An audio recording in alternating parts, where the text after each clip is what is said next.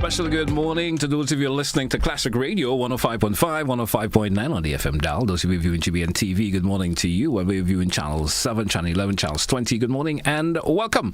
It's To The Point, today being Thursday, the 17th day of July. Welcome, especially also those of you via our social media platforms, our Facebook page, YouTube channels, good morning and welcome. Usually on Thursday we host various departments within the RGPF. We have a mixture of guests this morning. We have the Central Division with us this morning and also an individual representing the Ministry of Health.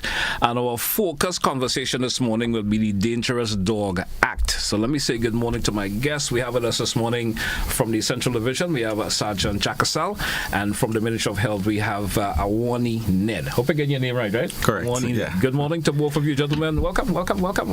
Good morning and thank you for having me here. All right. Good morning to you and the listening and viewing public, and thanks for having us. All right, you're certainly welcome. As mentioned in my intro, our focus conversation this morning with the Dangerous Dog Act.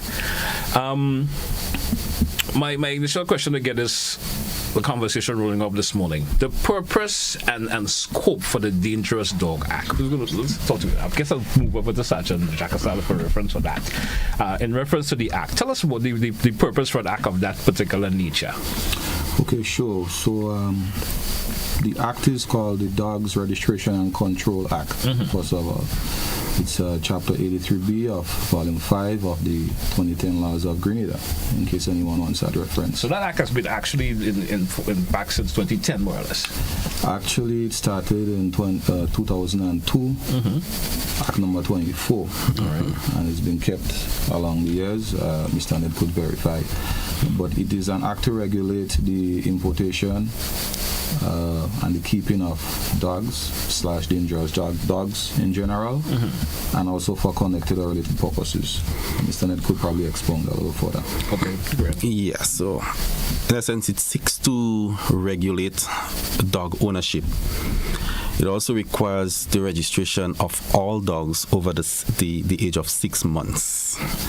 And like Sergeant said, it controls the importation and breeding of dangerous dogs, and also to help protect the public, in terms of health and safety. As you mentioned, so you said in general that individuals wanting to own a dog, whether it's deemed a regular dog or so, you should have that dog registered.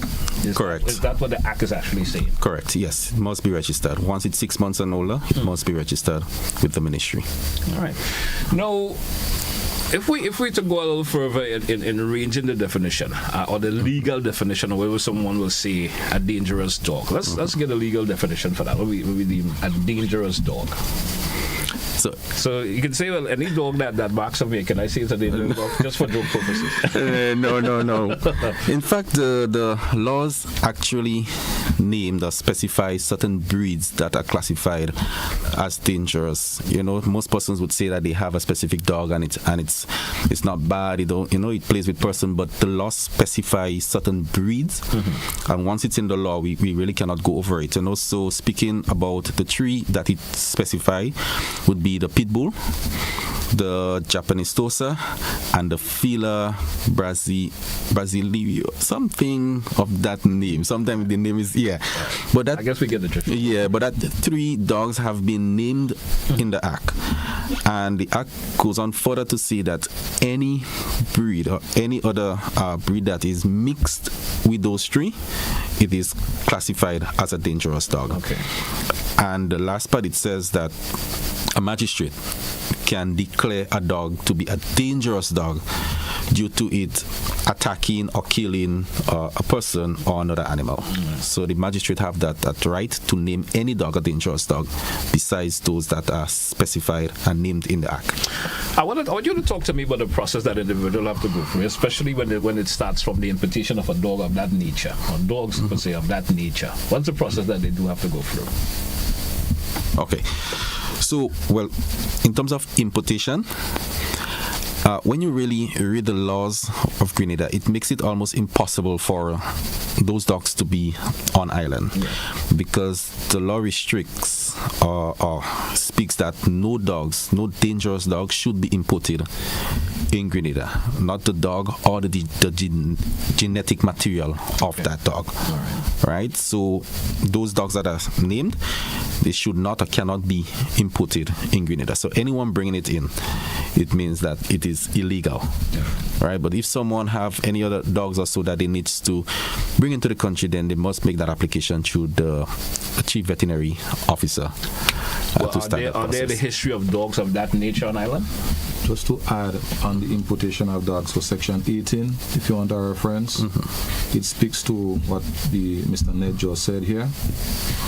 But it goes on to say that any person who contravenes that section commits an offense and is liable on summary conviction to a fine of $10,000 and to imprisonment for 6 months. Okay. So basically, it's an offense that you can be charged for if you try to import a dangerous dog, all right? Yeah. So basically, to answer the second part of your question there, are there any of those dogs on island? Yes, we have pit bulls in Grenada. Yes. As to how they got in here, not sure. I guess as much some of the breeds would have been here from time immemorial, as far back as we can remember, maybe even before the laws came into force. Right? And over years, the different generations would have just remained within the island. But that basically answers the question there. Okay. No, to reference to the act a whole lot, and I'm assuming the purpose of being here. I'm getting to edify individuals about the act and individuals owning these dogs and the danger that they can employ on individuals. What do individuals have to do, especially who may have a dog of that nature that they tend to maybe have it as pet or something like that, say? What kind of advice do you want to throw to them on that front? Okay. Right. So in terms of owners of this dangerous dog, there are certain requirements that must be followed according to the law. And the first one I would mention, again, makes it very difficult to meet those requirements, right? And it says that one who has a dangerous dog must have an insurance policy of no less than $250,000. Is it a personal insurance for you or the dog? For the dog, yeah. That particular dog. For the dog itself. $250,000. Yeah, no less than $250,000. That policy must be no less than $250,000. I guess the reason for that is as a deterrent. Exactly. Right, yes, because we understand the dangers that these dogs can pose. It also says that at the age of 3 months, those dogs must be neutered. Persons must obtain a dangerous dog's license. They must also secure their premises. It must be fenced, and you must have a sign up that says, a warning sign that says that there is a presence of a dangerous dog. And when in public, that dog must be muzzled and be on a leash and under the control of an adult. Okay. So the law actually specifies those requirements. Right. So basically, seeing that the restrictions for dangerous dogs according to the schedule, in particular the pit bulls, is so restrictive, technically what we're trying to say is it's basically illegal to have the pit bull terrier type dogs, right? The persons who are in possession of those dogs,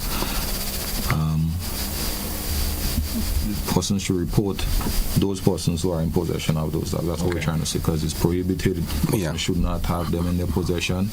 The other dogs that fall under the quote-unquote perception of being a dangerous dog, for example, like those like a Rottweiler, for example, or whatever it is along those lines, that is not included in the schedule, for example. Right, but the bad those dogs, you have to get them licensed, you have to register, you have to vaccinate, you have to there are different requirements. It have to be neutered, for example. All right. So in short, persons who are in possession of pit bulls at this moment, we would say that you may actually be committing an offense, because what the law is saying is that they are prohibited.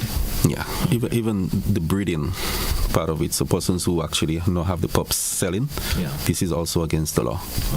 Yeah. And I'm assuming the law will give you all the authority to go in and probably confiscate these dogs from individuals that you know of. Yes, correct. Right. Correct. Definitely. So the process, let's talk a wee bit about the process that the individual has to go through, especially when it comes to obtaining a license and so forth for the dog. What's the process that individuals have to go through for that? Who may have one and maybe reported that, yes, I do have a dog of that nature. Whatever process they may have gone through that they may have had cleared already, no, they have to have it registered. What is the process they have to go through? Okay, so based on the law, they must visit the office of the Chief Environmental Health Officer, or they can come straight to the Vector Control Division, like I said, to apply for that license. They must also show proof of the insurance policy, proof that the dog has been neutered, and also the dog must have the relevant vaccination. And the one that I speak mainly to is the rabies vaccination. There is also a registration fee, and once that is done, you would receive a registration certificate and also a tag. Okay.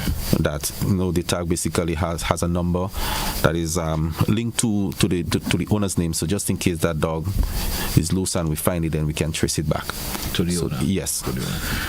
What is anything you want to add on that, Mr. Sergeant Jackassell? Yeah, just going through. I just checking here that the on that section 4 it speaks about the issue of registration certificate, right? For reference, and then it goes on to say that the registration certificate continues in force for 12 months or 3 years, right, from the date of issue. So it depends on the amount of time the person pays the fee, and then you have to renew. Okay.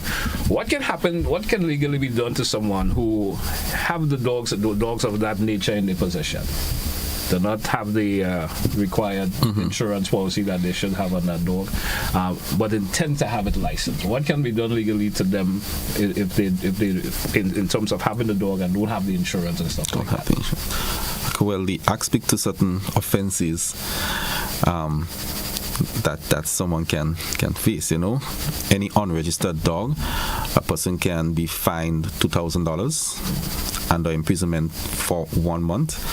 Owning a dangerous dog without a license can be fined $10,000 and or imprisonment for about 6 months, up to 6 months. Failure to neuter or breeding of the dangerous dogs, they can also be fined $10,000 and or imprisonment for 6 months.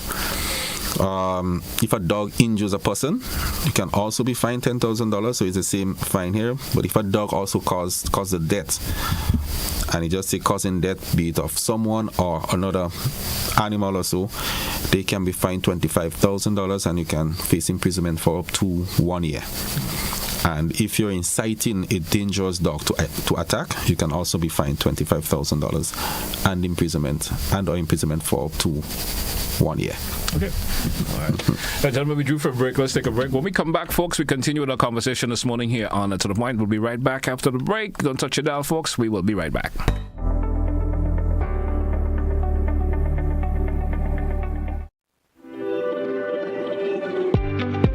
Calling the CARICOM community, assembling global Africa, the 4th edition of the Afri-Caribbean Trade Investment Forum. Active 2025 is coming to St. George, Grenada, this 28th to 29th July.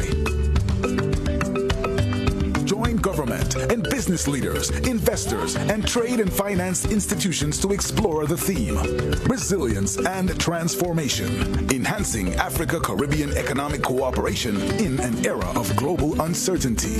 Be there as we stand together to strengthen our commercial ties, to promote shared trade and investment opportunities, and unlock prosperity for Africa, the Caribbean, and the wider diaspora. The 4th Afri-Caribbean Trade and Investment Forum. Reserve your place now at active2025.com.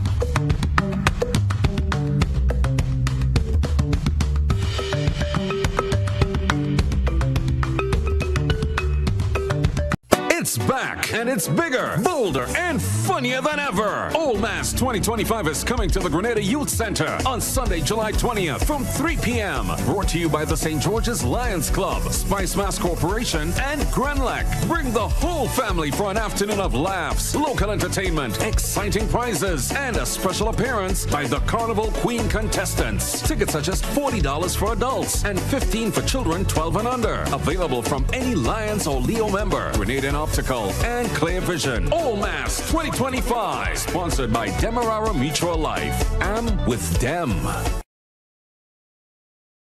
Yes, people, it's me, Tongue God. Don't do your man that. Remember, GBN, Spice Up the Carnage. I will be there. Don't do your man that. Your man don't deserve that, girl. Don't do your man that. Your man don't deserve that. Don't do your man that. Your man don't deserve that, girl. Don't do your man that. Your man that.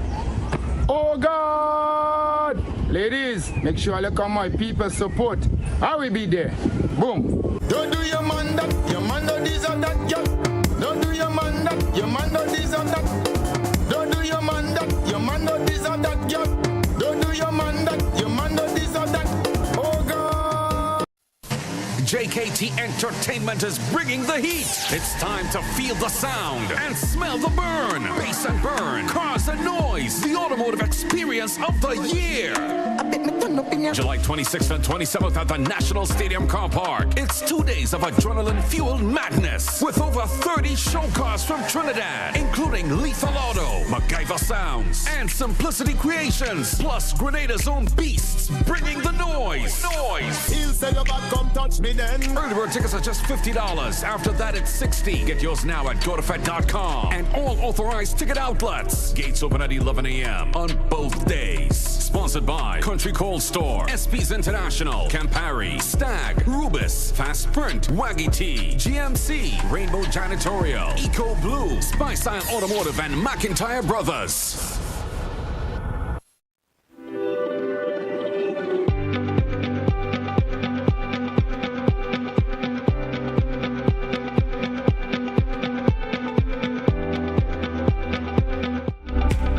Welcome back once again, listeners. Welcome back, viewers. Welcome back, of course, Sergeant Jackassell, and of course, Awanee.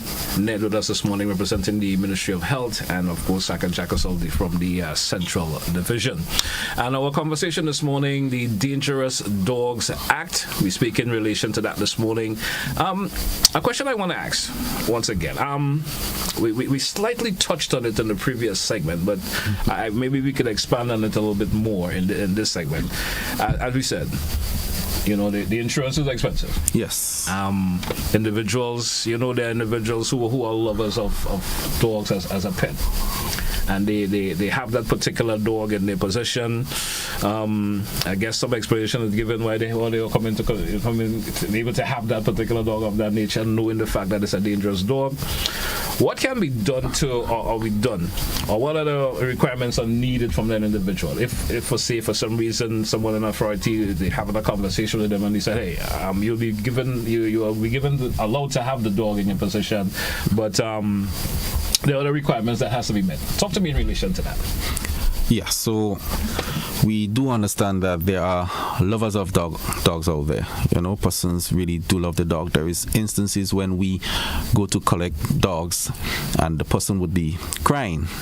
Men would be crying because they don't want their dogs to go, because once the ministry, the Vector Control Division, once we collect those dogs and we bring it back to the pound, the next step would be putting that dog to sleep humanely, and persons really cannot bear the thought that the dog have to die, So there are certain things, although we know that the insurance alone is a deterrent, there are other things that we would ask persons to do. First of all, like we spoke about earlier, is fencing your premises. You have to ensure that your premises is fenced at a certain height, because those dogs can really jump, and you also must have a kennel. Like we speak about the signs that speaks to a warning sign of the presence of a dangerous dog. And also, like I said, once you're out in the public, because those dogs, they're powerful dogs, and sometimes we see persons they are walking those dogs and they don't have control, and you never know when that dog might just snap, and you know having to control that dog. The dog get loose, bite someone, then you are liable under the law. Yeah. Because at the end of the day, you still do not have the insurance policy to cover you. And also, we also persons to ensure that you have control of your dog when in public. It's on a leash, and you must have that dog muzzled. Yeah. Not only with the leash, but leashed and muzzled. Leashed and muzzled. All right. So, anything you want to add to that, Sergeant Jackassell? I think he has covered most of the requirements there. The signs and so forth. You have to have a sign on your premises, and the dog have to be under proper control at all times. It should be on a leash or something connected to the collar, and I think he had all of the points mentioned there. All right. No instances where the dog may have come into contact with another dog or human being per se, and they don't have the insurance. I guess that would be used as a form of compensation per se for the individual who the dog may have damaged or caused problems still. What can happen to that dog owner now? Bearing that something within the law that says what that may have to come for that particular individual. Right, sure. So under section 30, liability for the injured dog, that's for reference. Subsection 1 says if a dangerous dog escapes from any premises, the owner of the dog is liable for any injury or damage caused by the dog. Subsection 2 of section 30 says that if a dangerous dog injures a person, the owner or keeper of the dog commits an offense and is liable on summary conviction to a fine of $10,000 and to imprisonment for 6 months. It goes on to say further in subsection 3 that if a dangerous dog kills a person or causes the death of a person, the owner or keeper of the dog commits an offense and is liable on summary conviction to a fine of $25,000 and to imprisonment for 1 year. What this piece of law here is saying basically that you can be charged criminally, you can be brought to court for any of those instances, and it's a summary conviction, meaning that offense has to be investigated and brought to court within 3 months, and summary again meaning that your compensation can only be of a maximum of up to $5,000 compensation. But the fine part here is what you have to pay the state. Okay. So you can pay the state up to $10,000 or $25,000 based on the instant, based on what the facts are, based on what happens. And you can also be facing some time in prison as the owner.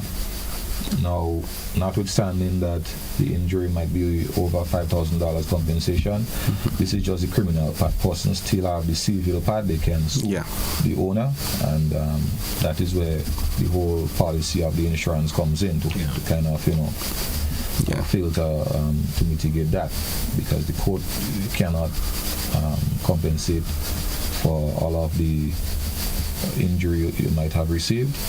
So this is where the civil court action, the civil court is open for that, and then the insurance, which is what was mentioned earlier. But this is the liability part under the Dangerous Dog, section 30 of the Act. All right. Now, I'm assuming, it always happens where folks feel they don't want to take up that responsibility. They don't commit to that crime. What could be done to the animal per se? I'm assuming it could be confiscated and also put down. Yes. If the dog reason they fail to carry the requirements, and that dog is becoming a hazard to individuals out there from time to time, breaking its leash or whatever, or getting over the fence for some reason or the other from time to time. I'm assuming it could be confiscated and put down, depending on the severity of how severe or how dangerous that particular dog is? Yes. Once the Vector Control Division is contacted of such a case, then we would come collect that dog, and we would have it at the Animal Control Center for a couple of days, to ensure that to see if person may want to meet the requirements, and once they can't, after a specified amount of days, then the chief veterinary officer will be called so that the dog can be put to sleep. Have there been instances in Grenada where we have where cases of that nature, of issues that been occurring in Grenada or what? Definitely. Yes. I could probably speak on that. We have charged several persons and brought them to court. Yeah. In many instances, for failing to adhere to the various sections of the law that speaks to the different offenses. For example, committing a dog in a public place is an offense. Your dog should not be in a public place. Your dog should not be on somebody else's premises. If persons report it to the police, we take their statement, we do our investigation, and then a charge can be brought forth. So we have had instances where several dogs have been taken or reported as dangerous, brought to vector control, put to sleep, and persons charged for various offenses. So we have had cases like that. Yeah, and also persons getting seriously injured. I know of a couple cases of that, even a child getting seriously injured by these dangerous dogs. Okay. So, yeah. Okay. Folks, we're due for a break once again. Let's take that break. When we come back, we got much more. Of course, our listeners and viewers out there, if you do have a question or two and relate to our conversation this morning, of course, we're talking about the Dangerous Dog Act. If you have a question or two in relation to that, you feel free to give us a call, 435-2041. We're coming right back. Stay with us, folks. Don't touch it out. Stay with us here on Class.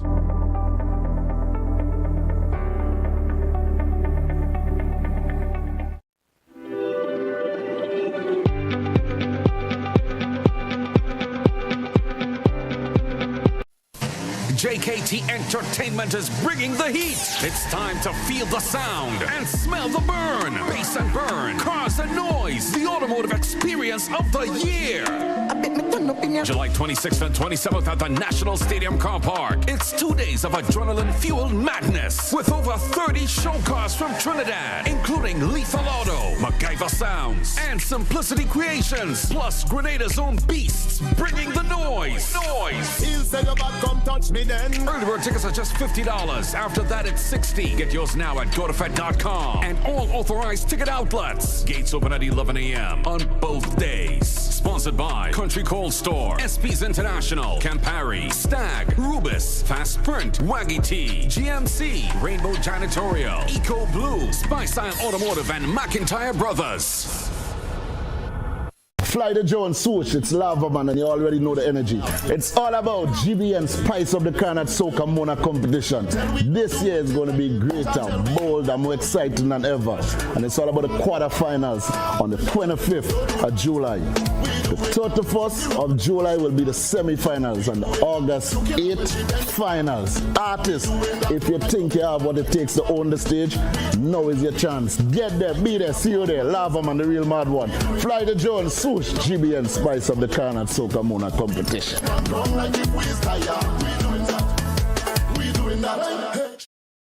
Calling the CARICOM community, assembling global Africa. The 4th edition of the Afri-Caribbean Trade Investment Forum, Active 2025, is coming to St. George, Grenada, this 28th to 29th July.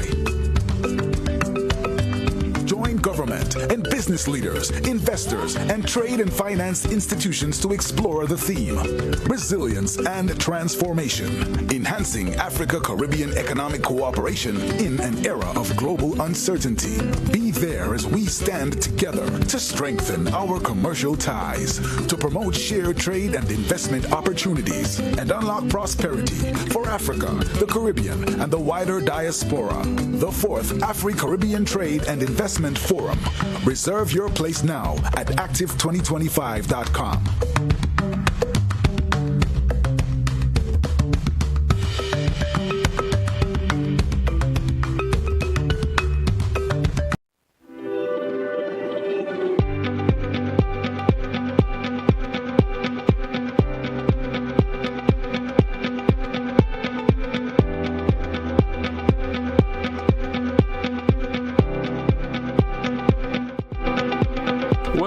Welcome back to our listeners. Welcome back, viewers, to the point here on Classic Radio GBN TV. Of course, our conversation this morning, we're talking about the Dangerous Dog Act. And I did mention, of course, before the break, to our listeners and viewers over there, if you do have a question or two that you would like to ask, well, of course, my guests, feel free to do it in this segment also as we continue the conversation. I think we do have our first caller. Caller, you're live. Good morning. Welcome.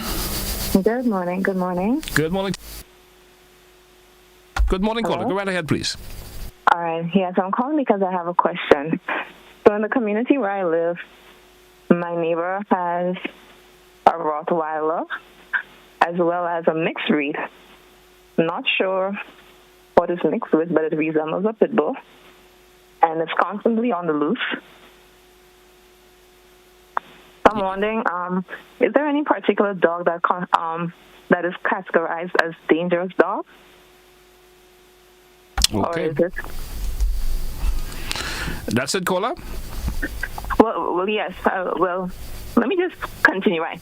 So I wanted to know if Rottweilers and mixed breeds are considered dangerous dogs, as well as what can be done if the Rottweiler has bitten someone before and it's constantly on the loose and terrorizes people. When I say terrorize, I mean people are afraid to pass whenever the dog is in the road, because it's always on the loose, like every day.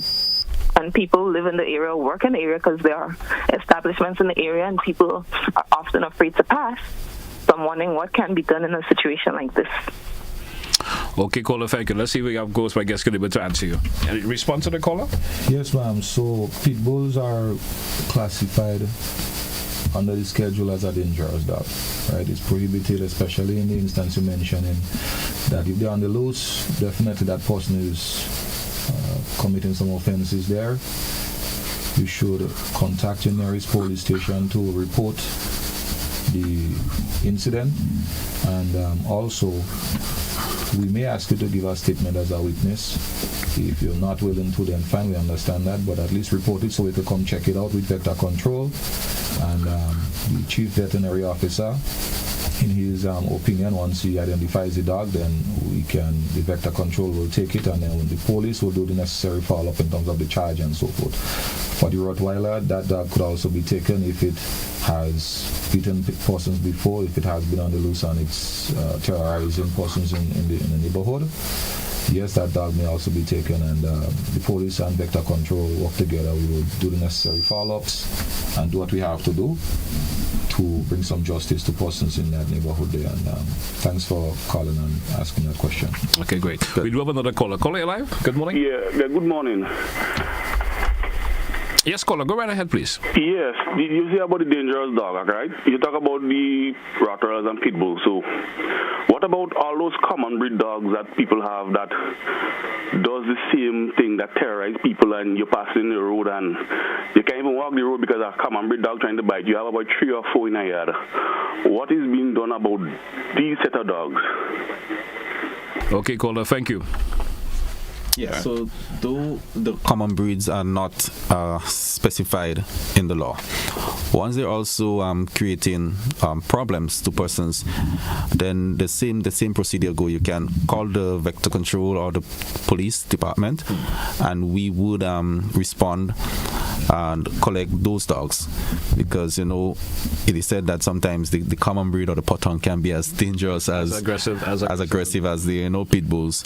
So yeah, so we basically treat it the same way, collect those dogs and ensure that the owners meet the requirements before they are even given back, or sometimes we can put them to sleep also. Okay. Yes, what I would add to that is that we are definitely aware that there are many offenses being committed island-wide. Correct, yeah. It's a matter of persons reporting the matters and the law enforcement part of it. So if persons report, then the law enforcement comes in. If we don't know what's happening in a particular area, then we're not able to do anything. Correct. Right? So we have to know what's happening, and then we will do something about it from the police point of view, and also vector control. Once they inform, they're going to at least do what they have to do, and with the Ministry of Health and so forth. Okay, great. We do have another caller. Caller, you're live. Caller via WhatsApp. Good morning, you're live. Hello, good morning. Can you hear me? Good morning. Yeah, we're hearing you. Go right ahead, please. Yeah, thank you for addressing the issue of dangerous dogs. But I think while all dogs, regardless of their size, can become dangerous and cause harm, there are certain breeds, even though the owner seem very confident that the dog won't cause any damage, just by their breed, their size, their weight, their muscle mass, the size of the dog, when they attack you, they can actually kill you. A little dog, a 10, 12-pound dog, can also attack you, but it's probably less likely to kill you and dismember your body. My concern that number one, in addition to the measures we talk about, is it a requirement in Grenada that dogs be licensed? I don't want to be a copycat because certain things are done in another country, that it should be done in Grenada necessarily. But that's something I think, we should, if it's not been done, we should consider doing that. Not to be copycat, but I think it's a great idea. Number two, is it a requirement that dogs have the rabies vaccine? And I think if it's not a requirement, that's something that should be considered. Dogs are part of our culture, and they could be very supportive. And I think they should be around, and they will be around as long as human beings on Earth. But I think we can institute measures, including the Dangerous Act and other things, to make sure that we optimize safety of the population. It's too often we see dogs just roaming about, not having a leash, it's not an accident, and they just pooping in other people's yard and so on. Something has to be done about it. Thank you, caller. Thank you so much. Respond to the caller.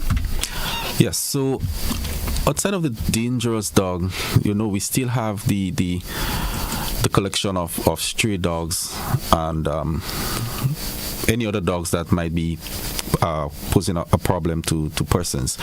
Yes, in terms of the rabies vaccine, all dogs should receive their rabies vaccine. In fact, yearly, the Ministry of Health and the Ministry of Agriculture would collaborate to have our rabies vaccination and dog registration program, where we would go around the entire state of Grenada vaccinating all animals, from dogs, cattle, sheep, goat, for rabies, because we do have the rabies vaccination at the Vector Control Division, and it is freely given.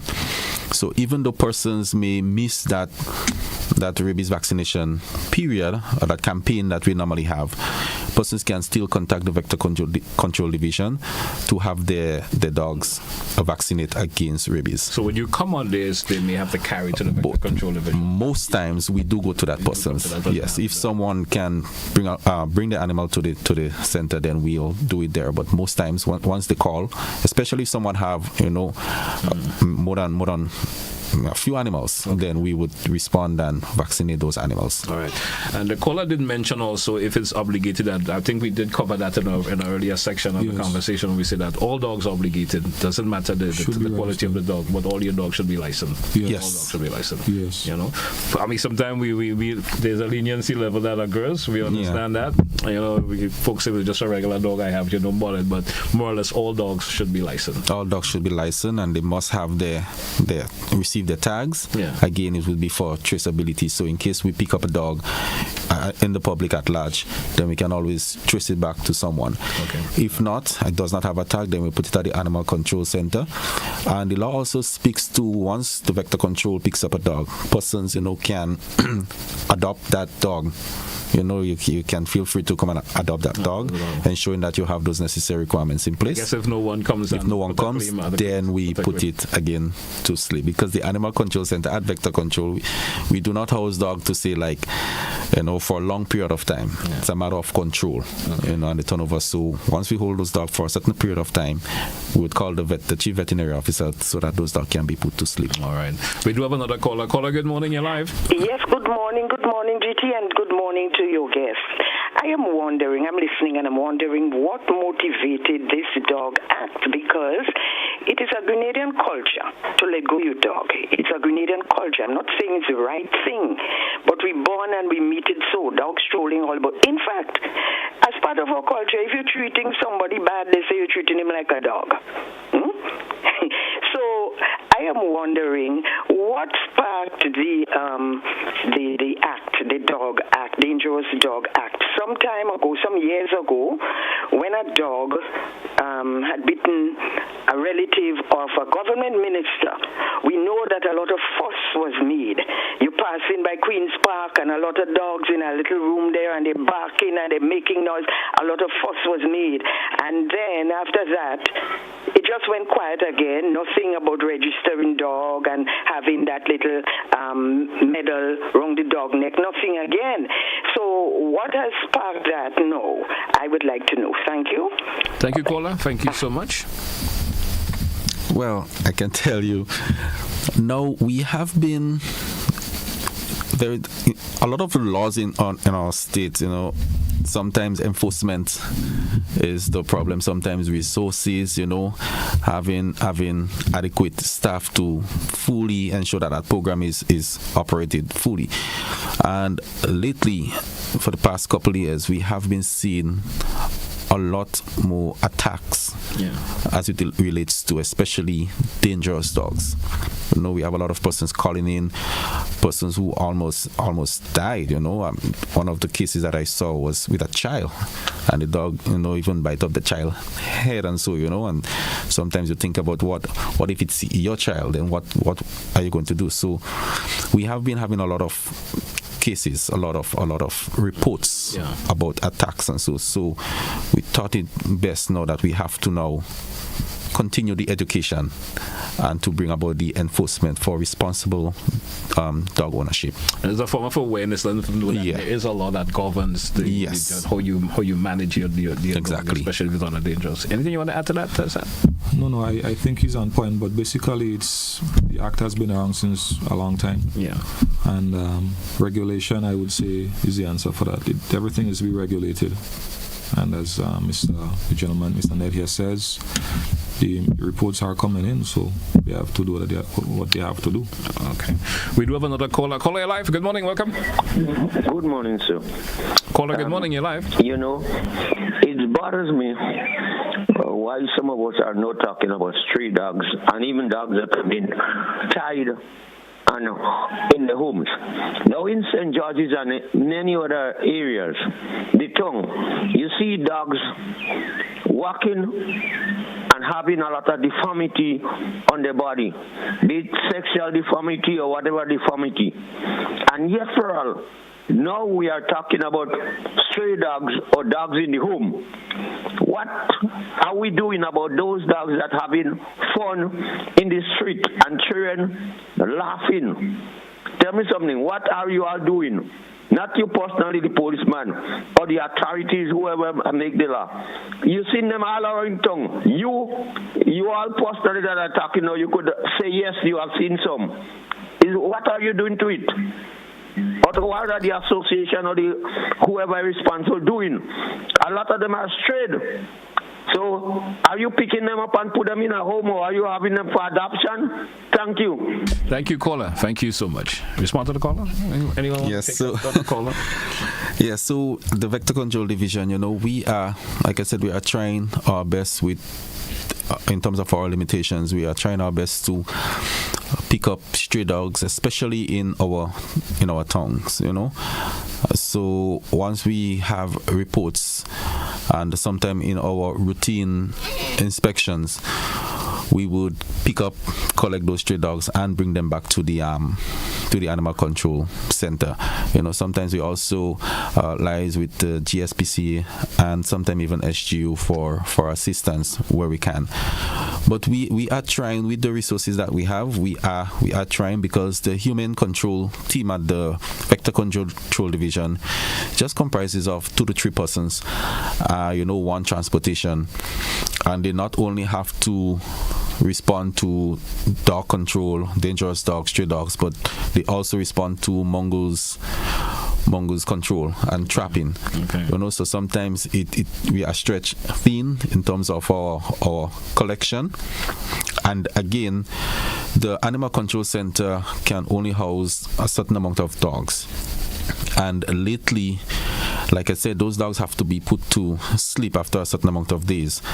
But they have to be put to sleep humanely, and that is being done by the chief veterinary officer, and they have to use the euthanizing solution to inject those dogs and put them to sleep. And sometimes getting those chemical sometimes it's difficult to source, according to the chief veterinary officer.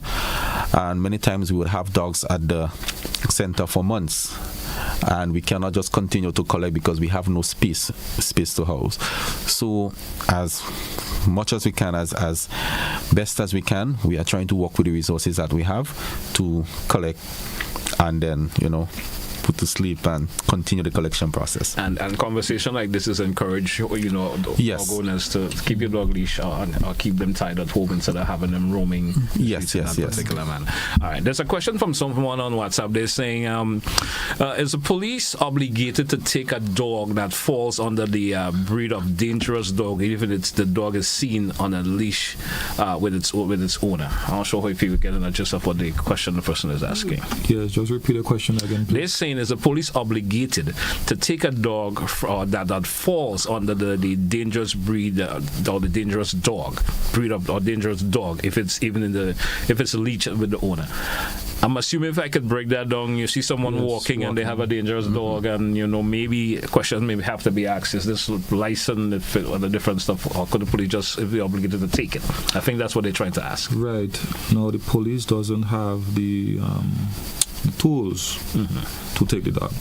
We call the vector control to assist us. So what we will do, if we observe that, we will speak to the owner, find out the information, and then refer to vector control, and then if we have to do a visit to the premises and then see what's happening and do what we have to do. All right. Once it's not causing a problem, more or less, but if it's causing a problem, I guess you do what you have to do under the circumstances. Yes. All right. We do have another caller. Caller, you're live. Good morning. Welcome. Hello. Good morning. Good morning. Thank you for taking my call. Go right ahead, please, sir. Right. I would like to find out. You have your dogs in your yard, regardless what is patong or is mixed breed whatsoever.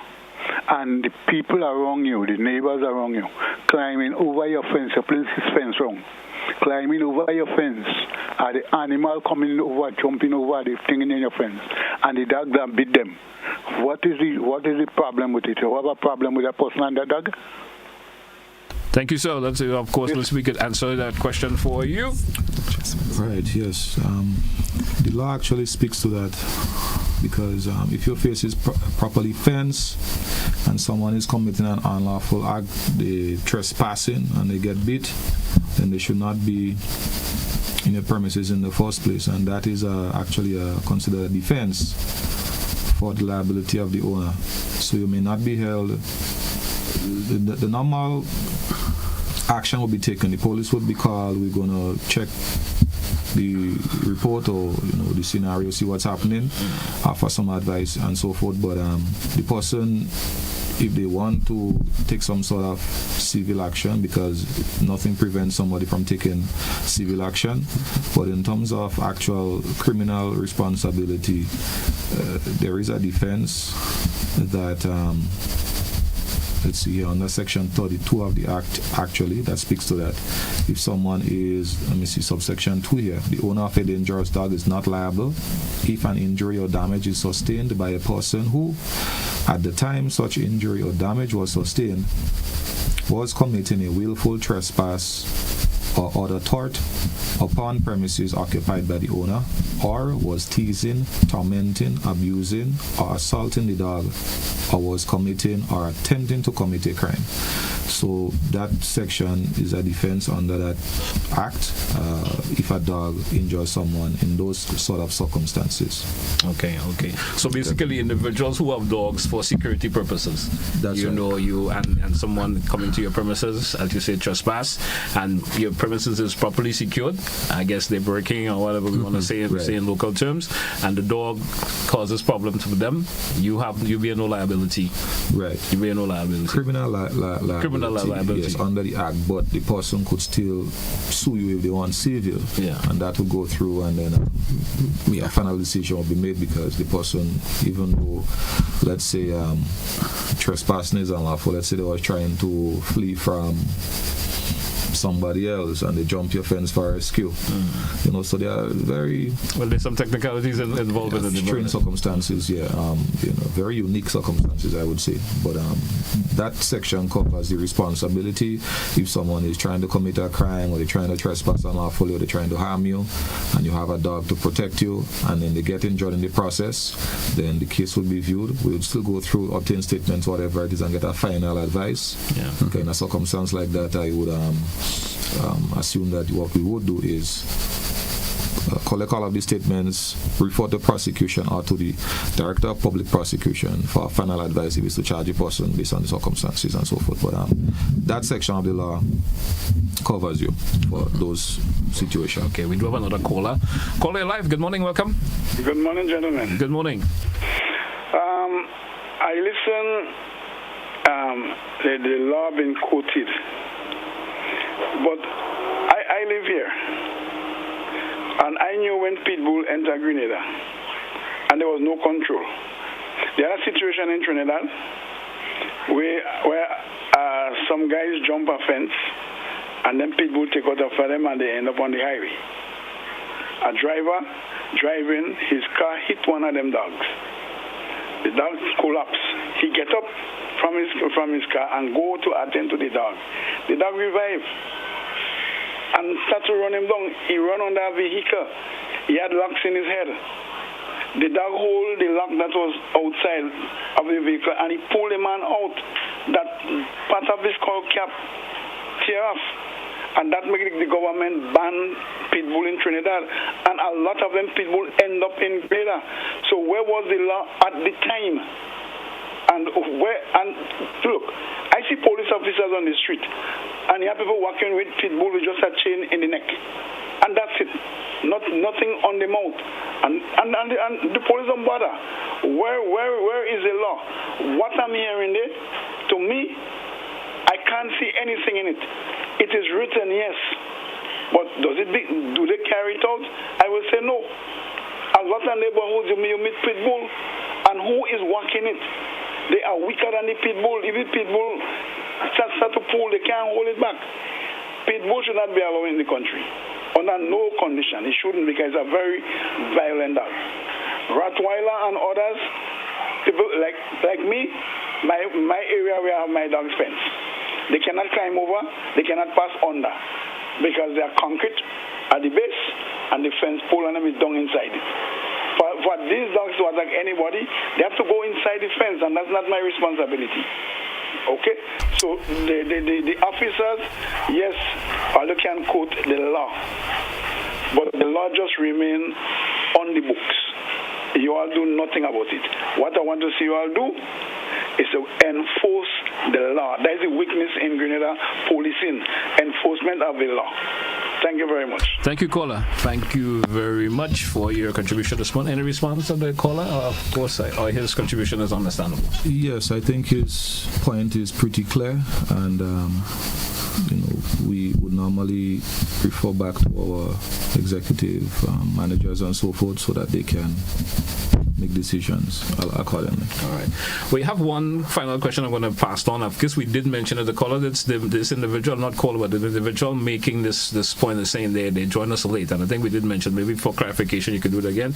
And they're asking how or where do they get their dogs registered? Okay, so how or where?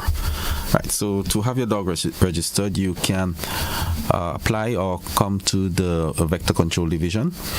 So you're really applying to the Chief Environmental Health Officer for a registration of your dog. You will have to ensure that your dog is vaccinated against rabies, and like I said, if you have not done it externally, then the Vector Control Division also provides that service in giving your dog the rabies vaccine totally free.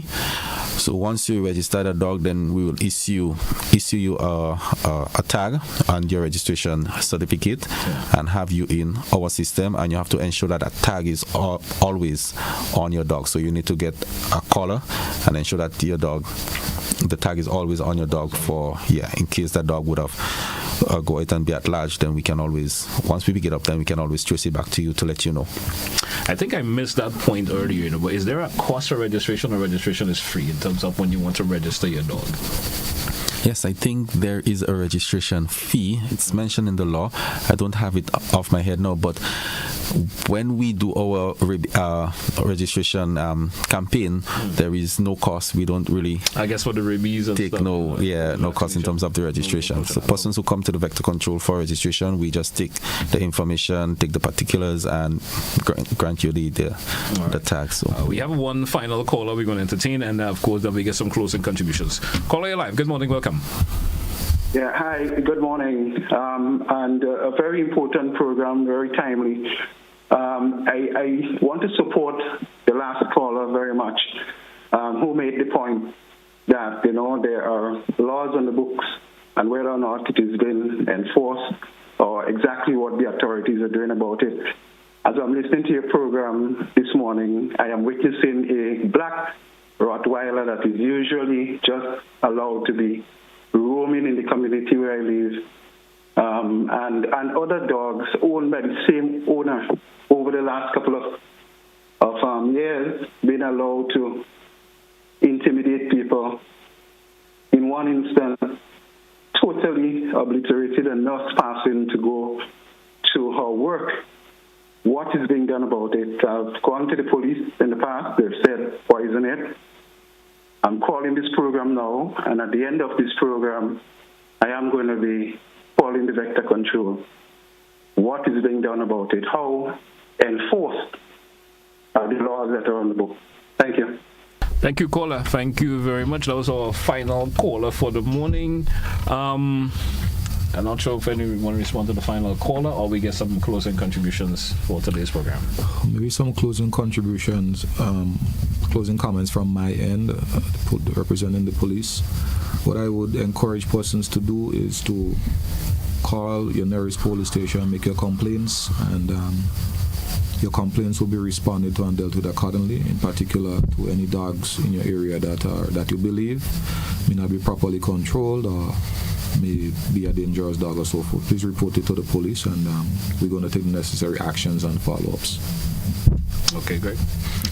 Yeah, from the Ministry of Health Vector Control standpoint, we do understand the limitations when it comes to many of our laws and enforcement, but this is why we are here now, to start at that process of, engagement, education, so that persons can know what is expected of them. So the Dog Registration and Control Act, it's a necessary safeguard for our country, for our society, and it encourages all our dog owners to take their responsibility very serious. Compliance with the law is not only protects the public, but it also ensures that owners are not burdened with fines or imprisonment or even loss of your beloved pets. So we asking that we work together, that the public work together with the Vector Control Unit and the police, so that we can make Grenada safe for everyone. All right. Thank you once again. I want to thank you both once again for being on today's program, and I certainly hope that the information we disseminated this morning, folks will of course make use of it, especially when it comes to the laws and of course what they need to necessarily do to protect their dog themselves and of course their property, and also individuals of course who may be trespassing around their property and not get in contact with their dogs. So thank you once again. Yes, thank you. All right. Hey folks, that's we're going to take a wrap for today's edition of To The Point. Join me again for another edition. That will be tomorrow. Have a good day, folks. That's where we say goodbye.